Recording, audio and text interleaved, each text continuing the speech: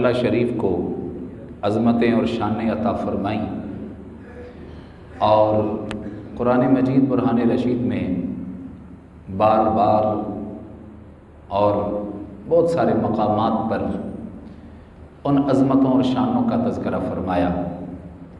اس میں اللہ تعالیٰ کی نشانیاں ہیں۔ صفا مروہ بھی اللہ کی نشانی ہے۔ اللہ تعالیٰ جن جگہوں کو، جن چیزوں کو عزتیں عظمتیں عطا فرماتا ہے، قرآن میں ان کی شان بھی بیان فرماتا ہے۔ حجر اسود ہے، یمین اللہ ہے، مقام ابراہیم ہے، میزاب رحمت، رحمت کی چھتری ہے، مطاف ہے، اور اطراف و اکناف بابرکت ہیں۔ مسجد اقصیٰ قبلہ اول ہے۔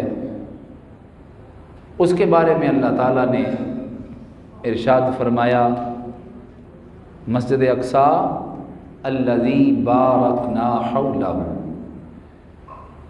یہ وہ مسجد ہے جس کے ارد گرد کو ہم نے برکتوں والا بنایا۔ تو جو بیت اللہ شریف ہے، اس کے اردا گرد کو بھی اللہ نے برکتوں والا بنایا، اور عین بیت اللہ کو بھی بڑی شانیں عطا فرمائی۔ یہ اللہ کا گھر ہے۔ ویسے سارے گھر اللہ کے ہیں، ساری زمین ہی اللہ کی ہے، پھر اللہ تعالیٰ نے اس کو خاص طور پر اپنا گھر کیوں فرمایا؟ کیا اس لیے فرمایا کہ اللہ اس میں رہتا ہے؟ نہیں، اللہ کو رہنے کے لیے مکان کی ضرورت نہیں ہے۔ رہنے کے لیے مکان کی ضرورت اسے ہوتی ہے جس کا جسم ہو۔ اس جسم کی جسمانیات اور اس کے تقاضوں کو پورا کرنے کے لیے اسے چھت کی ضرورت ہے، اسے فرش کی ضرورت ہے، اسے چار دیواری کی ضرورت ہے، اور اس کے تقاضے اور لوازمات، ضروریات اس گھر میں مہیا کرنے کی ضرورت ہے۔ اللہ تعالیٰ کسی گھر کے اندر مقید نہیں، قید نہیں ہو سکتا، محدود نہیں ہو سکتا۔ اللہ کی ذات تو لا محدود ہے، اور قرآن پاک میں اللہ تعالیٰ نے اپنے جلووں کو بیان فرمایا کہ اللہ تعالیٰ کو رہنے کے لیے ایک گھر کی ضرورت نہیں ہے۔ اینما تولوا فثم وجہ اللہ، تم کائنات میں جس طرف بھی توجہ کرو گے تمہیں اللہ کی قدرتوں کے جلوے ہی نظر آئیں گے۔ تو بحر و بر میں، خشک و تر میں ہیں تیرے جلوے عیاں، ہر جگہ رہتا ہے تو، مگر پھر بھی ہے لا مکان۔ اللہ کو رہنے کے لیے مکان کی ضرورت نہیں۔ مکان کی ضرورت زید کو ہے، عمر کو ہے، بکر کو ہے، خالد کو ہے، ہمیں ہے۔ ہم جس جگہ رہتے ہیں تو رہنے کی وجہ سے وہ گھر ہمارا کہلاتا ہے، اگرچہ اپنا ہو یا کرائے کا ہو۔ جس جگہ ہم رہتے ہیں وہ ہمارے نام سے جانا جاتا ہے۔ یہ زید کا گھر ہے، جہاں پر وہ رہتا ہے، خالد کا گھر ہے، یہاں پر یہ رہتا ہے، یہ بکر کا گھر ہے، یہاں پر یہ رہتا ہے۔ تو یہ اللہ کا گھر ہے، مگر یہ مطلب نہیں کہ اللہ یہاں رہتا ہے۔ رہنے کے لیے انسانوں کو، جسم والوں کو ضرورت ہے۔ اللہ تعالیٰ کا جسم ہی نہیں ہے، اس لیے اس کو رہنے کے لیے گھر کی ضرورت نہیں ہے۔ پھر یا اللہ اسے بیت اللہ کیوں کہا جاتا ہے؟ تیرا گھر کیوں؟ تو رہتا نہیں ہے اس میں۔ یہاں پر تو جو رہتا ہے اس کا وہ گھر کہلاتا ہے نا۔ تو رہتا نہیں ہے اس میں، رہائش کی تجھے ضرورت نہیں ہے۔ تو اس ساری کائنات سے بڑا ہے اور کائنات کی ہر جگہ موجود ہے، تو پھر تیرے گھر کی اہمیت کیا ہے؟ بیت اللہ کہنے کی وجہ کیا ہے؟ تو اللہ تعالیٰ نے اس بات کو واضح فرمایا کہ ویسے تو مسجد بھی میرا گھر ہے، مگر مسجد کے علاوہ سارے گھر میری ملکیت میں ہونے کے باوجود اس لیے مسجد کو میرا گھر کہا جاتا ہے، اس گھر کے اندر میری ذات بابرکات کو سجدے کیے جاتے ہیں۔ جس جگہ میری ذات بابرکات کو سجدے کیے جائیں، میری بندگی اور عبادت کے لیے جگہ کو مخصوص کر لیا جائے اسے میرا گھر کہا جاتا ہے۔ تو جس گھر میں مجھے سجدے کیے جائیں اس کی اہمیت یہ ہو جاتی ہے کہ اسے اللہ کا گھر کہہ دیا جائے، مسجد کو اللہ کا گھر کہہ دیا جائے، اللہ کی بندگی ہونے کی وجہ سے، رہائش پذیر ہونے کی وجہ سے نہیں، اللہ کی بندگی ہونے کی وجہ سے کہ یہاں پر اللہ کی بندگی ہوتی ہے۔ تو اس مسجد کے اندر جس طرف منہ کر کے سجدے کیے جائیں، جس مسجد میں اللہ کو سجدے کیے جائیں وہ اللہ کا گھر ہو گیا، تو جس طرف منہ کر کے اس مسجد میں سجدے کیے جاتے ہیں وہ جگہ بیت اللہ کیوں نہیں کہلائے گی؟ اس وجہ سے وہ بیت اللہ کہلاتا ہے۔ یا اللہ پھر گھر تو اور بھی بڑے ہیں زمین پر، مگر ہر مسجد کا رخ بیت اللہ شریف کی طرف کیوں ہے؟ جب بھی نماز پڑھتے ہیں یا تیری ذات اقدس کو سجدہ کرتے ہیں تو اسی طرف منہ کر کے بیت اللہ شریف کی طرف منہ کر کے کیوں؟ اسی گھر کو اپنا گھر کیوں بنایا تو نے؟ اور کسی کو بنا لیتا۔ تو اللہ تعالیٰ نے اس بات کو واضح فرمایا کہ یہ مبارک ہے، برکتوں والا ہے۔ یا اللہ برکتیں تو تیری ہر جگہ ہیں، فرمایا اس جگہ سب سے زیادہ برکتیں ہیں، یہ جلووں والا ہے۔ یا اللہ تیری رحمت کے جلوے تو ہر جگہ برستے ہیں، فرمایا اس جگہ ساری کائنات سے زیادہ برستے ہیں، اس لیے تم اس گھر کی طرف منہ کر کے سجدہ کرو۔ یا اللہ کرنا تو تیری ذات کو سجدہ ہے، تیری ذات کو سجدہ کرنا ہے، اس طرف کو منہ کر کے سجدہ کرنے کی کیا ضرورت ہے؟ تو اپنا مقام بتا، تو اپنی جگہ بتا، تجھے سجدہ کرنا ہے اپنے۔ تو مغرب میں رہتا ہے یا مشرق میں رہتا ہے؟ تو شمال میں رہتا ہے یا جنوب میں رہتا ہے؟ تو اوپر ہے یا نیچے ہے؟ تو فوق ہے یا تحت ہے؟ تو اطراف میں ہے اکناف میں ہے؟ یا اللہ تو کہاں رہتا ہے؟ اللہ فرماتا ہے کہ رہنے کے لیے جگہ کی ضرورت نہیں ہے، بتایا تو ہے کہ کائنات کی ہر جگہ رہتا ہوں۔ یا اللہ مگر ہمیں تو سجدہ کرنے کے لیے ڈائریکشن چاہیے نا، ہمیں تو سجدہ کرنے کے لیے سمت چاہیے نا۔ تیرا تو جسم نہیں ہے مگر ہمارا تو جسم ہے نا، اور جسم کو ایک ڈائریکشن دی جائے گی کہ تو مغرب کی طرف منہ کر کے سجدہ کر، تو شمال کی طرف منہ کر کے سجدہ کر، تو مشرق کی طرف منہ کر کے، تو جنوب کی طرف منہ کر کے سجدہ کر۔ کوئی ایک سمت ہونی چاہیے جس طرف منہ کر کے سجدہ کریں تو وہ تیری ذات کو ہو۔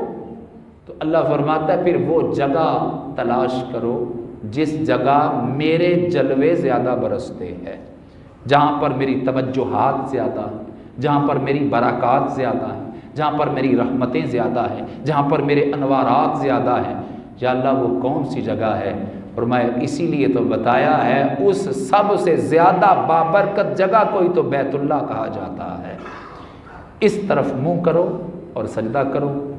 اب یہاں پر بڑا اہم اور بڑا باریک سوال اور اس کا جواب، اس نقطے کی طرف توجہ دلانا بڑا ضروری ہے۔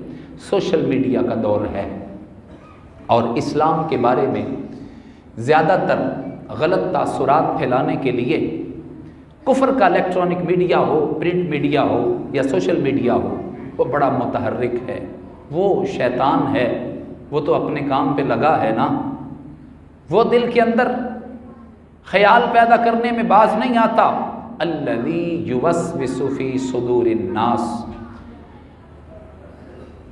یہ شیطان ہے جو دلوں میں وسوسے ڈالتا ہے۔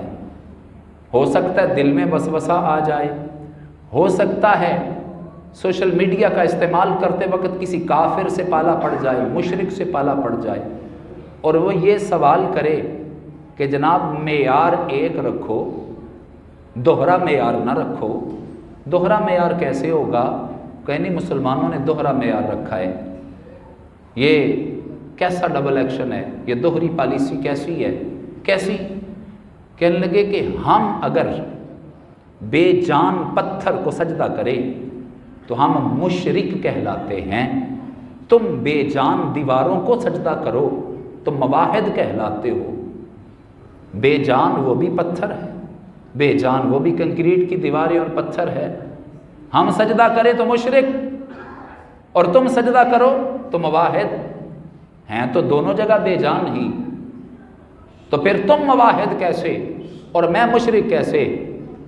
تو یہاں پر عام بندہ ہو سکتا ہے تشکیک تشویش کا شکار ہو جائے، شبہ کا شکار ہو جائے، ڈگمگا جائے کہ بات اس نے لاجیکلی کی ہے، مجھے تو اس کی بات کا جواب کوئی سوجھ نہیں رہا۔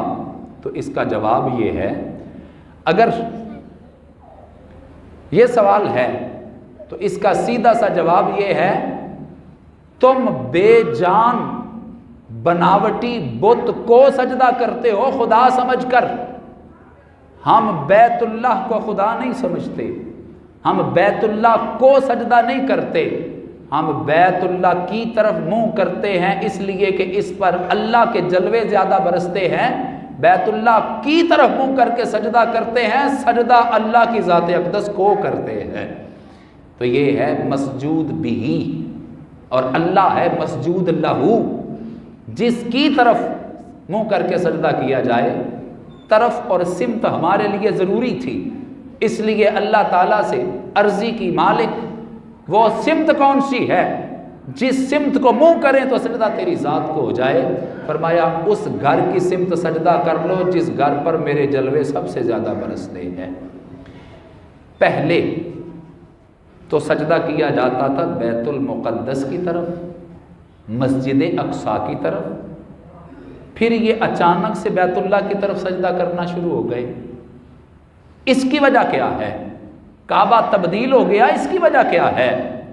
اس طرف سجدہ کرنا تھا نا جس جگہ اللہ کے زیادہ جلوے برستے ہیں، پھر بیت المقدس سے بیت اللہ شریف کی طرف تبدیلی کیوں ہوئی؟ اس طرف سجدے کرتے رہتے اگر اس جگہ جلوے زیادہ تھے، اس طرف سجدے کرتے رہتے اگر اس طرف جلوے زیادہ تھے، تبدیلی کیوں ہوئی؟ یہ تبدیلی ہوئی ہے کہ کتاب تورات میں ہے، کتاب انجیل میں ہے، آج جو میوزیمز کے اندر بائبل پڑی ہے، قدیم نسخہ جات میں ہے، آخری نبی کی علامت یہ ہوگی اللہ ان کی خاطر قبلہ بھی تبدیل فرما دے گا۔ نبی پاک صلی اللہ علیہ وسلم نے بھی کچھ عرصہ ادھر منہ کر کے نمازیں پڑھی ہیں، سجدے کیے، مگر پھر اچانک سے کعبہ تبدیل ہوا۔ وجہ کیا ہے؟ وجہ یہ ہے، دوسرے پارے میں، قرآن پاک کے دوسرے پارے میں اس کو ڈیٹیل سے بیان کیا گیا، مگر وقت کے دامن میں اتنی گنجائش نہیں کہ میں اس پر سیر حاصل گفتگو کر سکوں۔ خلاصہ اور سمری یہ ہے، کریم آقا صلی اللہ علیہ وسلم کا ارشاد گرامی ہے، آپ نے ارشاد فرمایا، لوگوں یاد رکھنا، انی ارا ما لا ترون، میں وہ کچھ دیکھ لیتا ہوں جو تم نہیں دیکھ سکتے۔ انی اسمع ما لا تسمعون، میں وہ کچھ سن لیتا ہوں جو تم نہیں سن سکتے۔ نماز پڑھ رہے ہیں، نماز پڑھ رہے ہیں، نماز ہی کے دوران چہرہ انور ہے، بیت اللہ شریف کی طرف نہیں ابھی منہ کیا، ابھی چہرہ ہے بیت المقدس کی طرف، نماز پڑھ رہے ہیں، نماز ہی کے اندر چہرہ والضحیٰ آسمان کی طرف اٹھایا، چہرہ والضحیٰ نیچے کر لیا، پھر آسمان کی طرف اٹھایا، پھر نیچے کر لیا۔ یہاں پر اگر مولوی صاحب ایسا کرتے ہیں تو عجیب محسوس ہوتا ہے، اگر ایسا کر لیں، کسی وجہ سے کر لیں، یا تو مقتدی سوال کرتے ہیں یا پھر کہہ دیتے ہیں کہ قاری صاحب سجدے کی طرف دیکھنے کا خود کہتے ہیں، آپ بھی سجدے کی طرف دیکھا کریں، مگر یہ ہے ذات مصطفیٰ، کسی کے دل میں کوئی تشکیک نہیں، کسی کے دل میں کوئی سوال نہیں۔ نماز میں ہم ایسا کریں تو ہمارے لیے مکروہ ہے، بار بار اس طرح کریں تو نماز کے ثواب میں کمی واقع ہوتی ہے، مگر یہ ہے شارع علیہ السلام، نبی پاک صلی اللہ علیہ وسلم جنہوں نے ہمیں شریعت عطا فرمائی ہے، چہرہ انور آسمان کی طرف اٹھاتے ہیں، پھر نیچے کرتے ہیں۔ صحابہ کرام اور عمران کے دل کے اندر کوئی شبہ نہیں پیدا ہوتا، کیوں؟ اس لیے کہ یہاں معاملات ہی کچھ اور ہیں۔ نبی کریم علیہ الصلوۃ والتسلیمات فرماتے ہیں، میں نماز پڑھتا ہوں، تمہارے آگے کھڑا ہوتا ہوں، نماز پڑھتا ہوں، پڑھاتا ہوں، مگر در حقیقت میں اپنے اللہ کے جلووں میں ڈوبا ہوتا ہوں۔ اللہ تعالیٰ نماز میں مجھے شب معراج عرش والا دیدار عطا فرماتا ہے۔ اور پھر یہ جو آسمان کی طرف دیکھنا تھا، یہ کیا تھا؟ نبی کریم علیہ الصلوۃ والتسلیمات ہی ارشاد فرماتے ہیں، 24 گھنٹے میں کچھ وقت ایسا بھی آتا ہے، یہ 24 گھنٹے تو ہمارا وقت کا پیمانہ ہے نا آج، یعنی کہ دن اور رات میں، جس کو ہم 24 گھنٹے کہتے ہیں، ان 24 گھنٹوں میں کچھ وقت مجھ پر ایسا بھی آتا ہے کہ ویسے میں اپنے اللہ سے رابطے میں رہتا ہوں، ہر وقت رابطے میں رہتا ہوں، جبرائیل بھی میرے پاس حاضر ہی رہتے ہیں، لیکن ان 24 گھنٹوں میں اس کے علاوہ بھی کچھ ایسا وقت بھی آتا ہے کہ میری لائن ڈائریکٹ اللہ سے مل جاتی ہے، درمیان میں کسی مقرب فرشتے کا بھی گزر نہیں ہو پاتا، ڈائریکٹ اللہ سے رابطہ ہو جاتا ہے۔ یہ لائن ملی ہے، آسمان کی طرف چہرہ انور اٹھا رہے ہیں، ابھی زبان سے کچھ نہیں عرض کیا، ابھی جو کہنا چاہتے تھے وہ بات دل میں ہے، ابھی زبان پر وہ لفظ نہیں آئے۔ رب ذوالجلال جانتا ہے میرے محبوب علیہ السلام کیوں چہرہ انور آسمان کی طرف اٹھا رہے ہیں۔ قد نرا تقلب وجہک فی السماء، ہم جانتے ہیں آپ اپنا والضحیٰ والا چہرہ آسمان کی طرف کیوں اٹھا رہے ہیں۔ امی عائشہ اتیکا عفیفہ صدیقہ کائنات، امی جان ام المومنین سیدہ عائشہ صدیقہ رضی اللہ تعالی عنہا فرماتی ہیں کہ میں نبی پاک صلی اللہ علیہ وسلم کے ساتھ وقت گزار چکی ہوں، ان کا اٹھنا کیسا تھا میں دیکھ چکی ہوں، میرے محبوب علیہ السلام کا بیٹھنا کیسا تھا میں جانتی ہوں، آپ کا میل ملاپ کیسا تھا میں جانتی ہوں، اور میں وہ پاکیزہ خاتون ہوں، میں وہ عظیم خاتون ہوں۔ ہمارے گھر میں جبرائیل آتے تھے، اجازت سے آتے تھے، میرا بستر اتنا پاک ہے، میں محبوب علیہ السلام کے ساتھ بستر میں بھی ہوتی تھی، میرا بستر اتنا پاک ہے، اللہ بستر میں ہی محبوب کو وحی عطا فرما دیا کرتا تھا، بستر میں وحی آ جائے۔ میرا حجرہ وہ ہے، میرا حجرہ ہے جس میں آج بھی محبوب علیہ السلام آرام فرما ہے۔ امی عائشہ صدیقہ رضی اللہ تعالیٰ عنہ محبوب علیہ السلام کے شب و روز کو دیکھتی ہیں، معمولات و معاملات کو دیکھتی ہیں، تعلقات کو دیکھتی ہیں، اور سارا کچھ دیکھ کے یاد کرتی جاتی ہیں، محفوظ کرتی جاتی ہے۔ امت کی حافظہ، امت کی استاد، امت کی محدثہ، آقا کریم صلی اللہ علیہ وسلم ارشاد فرماتے ہیں، اے میرے صحابہ، اے آنے والی امت، یاد رکھنا عائشہ سے شادی اس لیے کی تھی کہ وہ سیکھ سکے، وہ جان سکے جو تم نہ جان سکے باہر رہتے ہوئے۔ آدھا دین تم مجھ سے سیکھو گے، باقی کا آدھا دین اپنی امی عائشہ سے پڑھ لیا کرنا۔ مجتہدہ، امت کی استاد، امی جان، وہ فرماتی ہیں میں نے بڑا قریب ہو کر دیکھا، مزاج آشنائی ایک اور چیز ہے، انڈرسٹینڈنگ اور چیز ہے، مگر میں نے محبوب علیہ السلام کو اتنا جانا، اگرچہ میاں بیوی آپس میں ایک دوسرے کے مزاج کو جان جاتے ہیں، ابھی پریشان ہے، ابھی خوش ہے، ابھی کیا کہنا چاہتے، ابھی کیا کہنے والا ہے، ساتھ رہ رہ کر بندے کو پتہ چل جاتا۔ میں محبوب علیہ السلام کو اتنا جان گئی تھی کہ ایک دن میں نے عرض کر دی، پیارے حبیب صلی اللہ علیہ وسلم، حیرت کی بات یہ ہے کہ آپ کے دل میں ابھی کوئی خواہش ہوتی ہے، اللہ کی بارگاہ میں عرضی کرنا چاہتے ہیں، ابھی عرضی کی نہیں ہوتی، دل کا خیال ابھی دل میں ہی ہوتا ہے، زبان پر نہیں آیا ہوتا۔ ان ربک یسارعک فی ہواک، اللہ تعالیٰ آپ کے دل میں پائے جانے والی خواہش کو زبان پر آنے سے بھی پہلے پوری فرما دیتا ہے۔ کیسے ہوا ایسے؟ کیوں ایسے ہوا؟ اس لیے کہ محبوب علیہ السلام کا مقام اور ہے، اوروں کا مقام اور ہے، خدا کی رضا چاہتے ہیں دو عالم، خدا چاہتا ہے رضا محمد، اس لیے زبان پر آنے کی بھی ضرورت نہیں ہے۔ قد نرا تقلب وجہک فی السماء، اے پیارے حبیب علیہ السلام، ہم جانتے ہیں آپ آسمان کی طرف بار بار چہرہ انور کیوں اٹھا رہے ہیں؟ چاہتے تو یہی ہے نا کہ یا اللہ تیرے زیادہ جلوے جبکہ بیت اللہ پر برستے ہیں، بڑے جلوے مسجد اقصیٰ پر بھی برستے ہیں، لیکن میں نے جو نگاہ نبوت سے دیکھا ہے تو نتیجہ یہ آیا ہے مسجد اقصیٰ پر بھی تیرے جلوے اتنے نہیں برستے جتنے بیت اللہ شریف پر برستے ہیں۔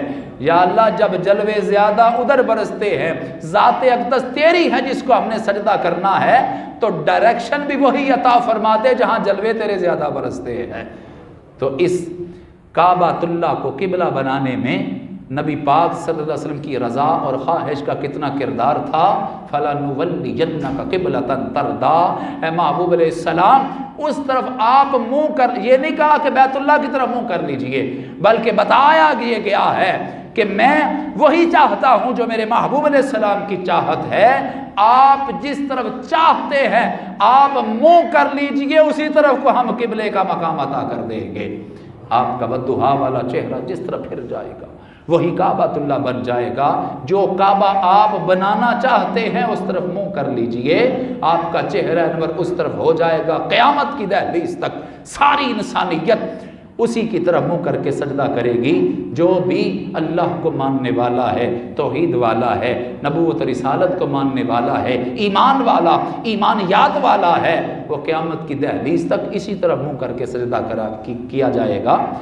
इसका मकाम क्या है, इसका मर्तबा क्या है? इसमें है एक मकाम इब्राहीम। काबातुल्लाह का मकाम जानने के लिए ये तो जानिए, यहाँ इसके सहन के अंदर एक रखा है पत्थर, उसे कहा जाता है मकाम इब्राहीम। मकाम क़याम से है, जिस जगह खड़ा हुआ जाए उस ज़र्फ़े मकान को मकाम कहा जाता है, खड़े होने की जगह। कौन खड़ा हुआ था यहाँ? इस पत्थर पर कौन खड़ा हुआ था? इस पत्थर पर हज़रत इब्राहीम अलैहिस्सलाम खड़े हुए थे। कब खड़े हुए थे? जब काबा तामीर करने का हुक्म मिला था। इब्राहीम प्यारे मेरा घर बनाओ। इसकी तारीख़ क्या है, इसकी हिस्ट्री क्या है? हज़रत इब्राहीम अलैहिस्सलाम ने बेटे इस्माइल को साथ लिया, काबा तामीर करने लगे। तवज्जो मेरी तरफ रखिएगा। काबा तामीर करने लगे। काबा तामीर करते करते गो पैड की ज़रूरत पेश आई, क्योंकि अब हाइट ऊंची हो गई ना, हाथ ऊंचा नहीं जाता। गो पैड की ज़रूरत, अल्लाह की बारगाह में अर्जी की, मालिक मौला मुसब्बिबुल असबाब तू है, घर भी तेरा बन रहा है, असबाब अता फरमा दे, हमारे पास तो कुछ भी नहीं है। एक पत्थर पर नज़र पड़ती है, अल्लाह की तरफ से हुक्म होता है इब्राहीम प्यारे इस पर खड़े हो जाओ। पत्थर था, ज़रा पत्थर पर खड़े होकर हाइट ऊंची हो गई ना थोड़ी सी, मगर कुछ और पत्थर लगाए, गारा पत्थर लगाए, हाइट अब और ऊंची हो गई। क्या इसके ऊपर एक और पत्थर रखा जाएगा? नहीं। जैसे ही ज़रूरत पड़ी कि अब मज़ीद ऊंचा हुआ जाए, यहाँ आज माइंड कंट्रोल डिवाइसेस की बात की जा रही है। ये अल्लाह की कुदरत कामिला है। इंसान की अकल का शहबाज फ़िक्र जहाँ जाके गश खा के गिरता है, कमाल नबूवत का वहाँ से आगाज़ होता है। हज़रत इब्राहीम अलैहिस्सलाम के दिल में ख्याल आया अब ऊंचा और होना चाहिए। ख्याल आया दिल में, पत्थर ने ऊंचा होना शुरू कर दिया। जितना ऊंचा होना था, जितनी हाइट रिक्वायर्ड थी, उतना ऊंचा हो गया, फिर और हो गया, फिर और। जब वापस आना था भी गारा पकड़ने के लिए, वो मटीरियल पकड़ने के लिए, वो पत्थर पकड़ने के लिए नीचे तो होना है ना। इस्माइल अलैहिस्सलाम का भी काद इतना तो ऊंचा नहीं है कि वो पत्थर पर भी अब रख सके, हाइट तो ऊंची हो चुकी है। अब मुझे नीचे होना पड़ेगा। नीचे कैसे उतरूं? क्या सीढ़ी लगाई जाएगी? अभी दिल में ख्याल आया था कि अब नीचे होना चाहिए, पत्थर खुद ब खुद नीचे होना शुरू हो गया। अब ये लिफ्टर का काम करता है, जितनी हाइट रिक्वायर है उतना ऊंचा हो जाता है। जब नीचे आना होता है नीचे आ जाता है। ये क्या है? था एक पत्थर, मगर मकाम इब्राहीम ये बना है कि कुरान ऐलान करता है इब्राहीम के कदम जिस पर लग जाए निस्बत बड़ी चीज है। देखो वत्तखिज़ू मिन मकाम इब्राहीम मुसल्ला, ये मकाम इब्राहीम जहाँ पर मेरे इब्राहीम प्यारे के कदम लगे हैं, मामूली ना समझना। इसको पेश मुकाम रखते हुए नफल अदा किया करना, जो तवाफ के बाद अदा किए जाते हैं। ये मकाम इब्राहीम, इब्राहीम प्यारे के कदमों के निशान लगे। और कैसे लगे निशान? कि पंच ही हो गए, उसमें सब्त ही हो गए, गड़ गए। आज भी वो निशान महफूज है, मुंदमिल से हो गए, मगर उसको महफूज रख लिया गया यादगार के तौर पे। यादगार किसकी है? काबा तामीर किया, ऊपर खड़े थे, ऊंचा भी हो जाता है, नीचा भी हो जाता है। प्रोसेस मुकम्मल हुआ, कंस्ट्रक्शन मुकम्मल हुई, तामीर मुकम्मल हुई। अब हाथ उठा दिए, अल्लाह की बारगाह में हाथ उठा दिए। क्या काम किया है? काम बड़ा किया है, बहुत बड़ा काम किया है। खिदमत पेश की है, खिदमत जलीला पेश की है, इबादत की है, बंदगी इंतहा की बंदगी की है कि जिस तरह मुंह करके आज तेरी बंदगी होती है, वो मकाम तामीर इब्राहीम अलैहिस्सलाम ने किया है। इतनी बड़ी बंदगी, मगर कोई गरूर नहीं है, کوئی تکبر نہیں ہے، میں نے کعبہ تعمیر کیا ہے کوئی، میں نے مسجد میں فانوس لگوا دیا، میں نے مسجد میں یہ کر دیا، یہ تو ہمارا معیار ہے۔ مگر معیار ابراہیم کیا ہے؟ اگرچہ کعبۃ اللہ تعمیر کیا، بیت اللہ کا مقام، اللہ کا گھر تعمیر کیا، مگر دل میں تکبر نہیں ہے، فوراً رب کی بارگاہ میں ہاتھ اٹھا دیے، مالک مولا تو کریم ہے، تو رحیم ہے، اے مالک مولا تو ودود ہے اور تو بے نیاز ہے۔ اگر پسند آیا ہے ابراہیم کا اسماعیل کا تو تیری مرضی ہے، قبول کر ہی لے ہماری اس خدمت کو۔ اے مالک مولا ترلا ہے، تیری بارگاہ میں گزارش ہے، یہ نہیں ہے کہ میرے دل میں کوئی تکبر آیا، نماز پڑھ سلام پھر شکر ادا کر، اللہ نے تجھے سجدات کرنے کی توفیق عطا کی ہے۔ 4 نمازیں پڑھ کے تکبر آ جائے دل میں کہ جی میں تو نیک ہو گیا ہوں، اب میں تو دوسروں سے اعلیٰ ہو گیا ہوں، ارے نہیں، تکبر عزازیل را خار کر، بزندان لعنت گرفتار کر۔ اسماعیل کا طریقہ کیا ہے، ابراہیم کا طریقہ کیا ہے، بڑی سے بڑی بندگی سر انجام دے کر بھی اللہ کی بارگاہ میں ترلائی ہے، منت ہی ہے، نہیں ضرورت اللہ کو تیرے سجدوں کی، نہیں ضرورت اللہ کو تیرے قیام کی، نہیں ضرورت اللہ کو تیری تسبیحات کی، وہ بے نیاز ہے۔ نماز پڑھ کے دعا یہ کر، مالک مولا مجھ سے جیسی بندگی ہو سکی میں نے کر لی ہے، قبول تو نے فرمانی ہے، مہربانی کر قبول فرما لے۔ تو دعا کر، ربنا وتقبل منا، اے مالک مولا قبول کر لے۔ دعائیں اور بھی بڑی مانگی، قبول کر لے مالک مولا، اس کے اطراف و اکناف کو آباد کر دے، میری نسل کے اندر اپنی رحمتیں، اپنی نبوت اور کرم مہربانیاں کر دے۔ مانگتے رہے، پھر دل میں خیال آیا اللہ نے قبول تو کر ہی لیا ہوگا، امید ہے اس کی رحمت پر، یہ خدمت میری قبول تو کر ہی لی ہوگی۔ مالک اگر قبول کر لی ہے تو مزدور کو مزدوری تو ملنی چاہیے، مزدور کو اجرت تو ملنی چاہیے نا۔ اے مالک مولا کعبہ تعمیر کرنے کو قبول کر لے تو میں اجرت یہ مانگتا ہوں، کعبہ تعمیر کرنے کی اجرت ابراہیم کو یہ دینا، کعبہ تعمیر کرنے کی اجرت اسماعیل کو یہ دینا۔ ربنا وابعث فیہم رسولا، اپنی سب سے زیادہ شان والا نبی میری نسل میں پیدا فرما دینا، سب سے اولا والا ہمارا نبی، سب سے بالا والا ہمارا نبی۔ کل قیامت کے دن اس بات کو یادگار کر دیا جائے، میری نبی پاک سے، جناب مصطفیٰ کریم علیہ السلام سے ایسی نسبت بنا دے، قیامت کا دن نسبتوں سے پکارا جانے والا دن ہے۔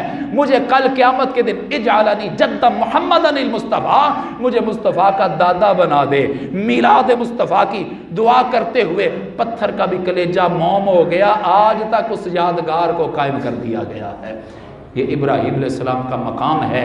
اللہ تعالیٰ ہمیں حرمین شریفین جانے کی توفیق عطا کرے، بڑا مشکل ہے مگر توفیق اللہ عطا فرمائے تو یہ بڑا آسان ہے۔ اللہ جسے پسند کرتا ہے اپنے گھر کی زیارت عطا کرتا